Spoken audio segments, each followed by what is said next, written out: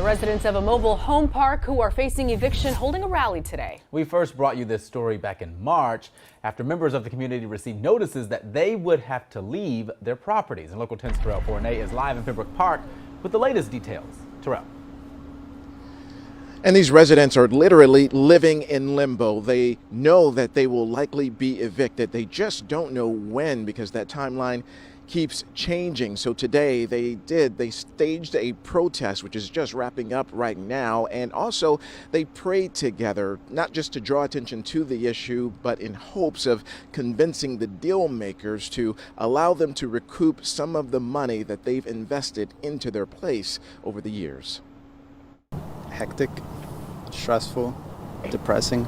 That's how Fernando Acuna Jr. describes the hell his family has endured over the past 2 months. They're gonna throw us out there while we also have a loan that we still have to pay for this place. It's not fair. The Acuna family has lived in this development for 20 years, but last year Fernando's father bought this mobile home with his life savings. Right now, I don't know where you going. But in March, every resident at Lakeside Park Estates got a notice of eviction and were told they'd have to be gone by 30 days. A later notice said the timeline was a result of miscommunication. Residents have been in limbo ever since. Actually, I don't know right now. I'm just waiting. I guess they're supposed to talk with us on the 5th, somewhere in that area. I guess the 5th, as someone said, and then we'll find out from there.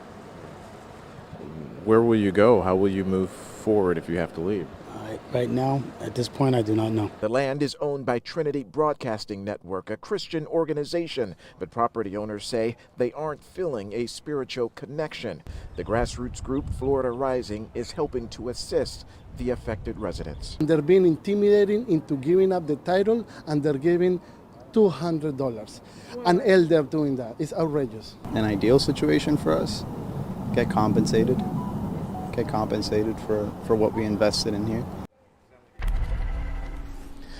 So $200 for a resident who paid over $100,000 for their plot of land, just not fair.